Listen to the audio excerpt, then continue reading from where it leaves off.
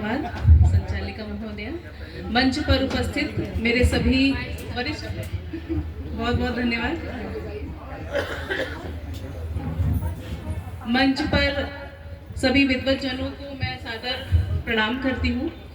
क्षमा चाहूँगी कि मुझे विलंब हो गया। आज ही ये किताब मुझे हाथ में मिली है, तो मैंने आज आपसे इसी से एक कविता मैं आप सभी के सामने प्रस्तुत कर रही हूँ।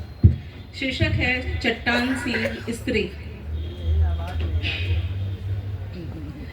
स्त्रियां सिर्फ शरीर नहीं होती, स्त्रियां सिर्फ शरीर नहीं होती, वे अपने भीतर एक पूरी सभ्यता लेकर चलती हैं।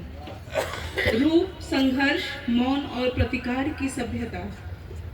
वे वही हैं जो आंगन में तुलसी सी हंसती हैं और रात के गाढ़े अंधेरे में अपने आंसुओं को तकिए के अंदर छिपाकर सुबह सूरज के साथ मुस्कान ओढ़ लेती हैं। ये वही हैं जो जलते तवे पर हाथ डालकर रोटियां सेकती हैं और सबकी थाली में निवाले का स्वादिष्ट टुकड़ा रख अपने हिस्से की भूख को आदत में बदल देती हैं। बहुत सुंदर, बहुत सुंदर। स्त्रियां जब भी ठुकराई जाती हैं तो वो कोई करुण विलाप नहीं करती। स्त्रियां जब भी ठुकराई जाती हैं तो वह कभी करुण विलाप नहीं करती। वे चुपचाप अपने घाव को धोकर सुखा लेती हैं, तो कभी सिला करती हैं और फिर उसी धागे से अपने आत्मबल का नया वस्त्र बुन लेती हैं।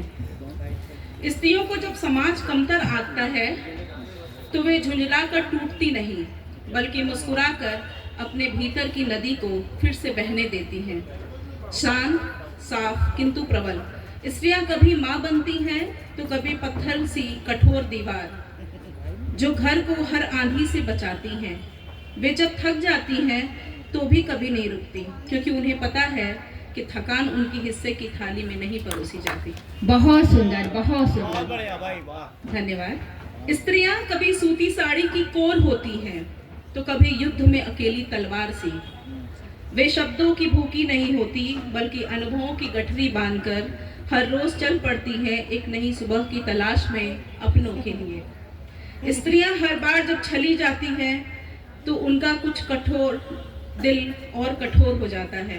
नहीं, वह पत्थर नहीं बनती, पर संवेदना की चट्टान जरूर हो जाती हैं। वे रोती हैं लेकिन टूटती नहीं, वे झुकती हैं पर मिटती नहीं। स्त्रियां खुद को बार बार गढ़ती हैं।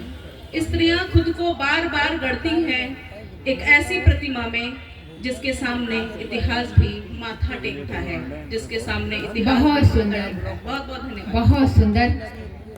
एक बार तालियां हो जाएं पायल जी के लिए। इसके बाद हमारे आशुतोष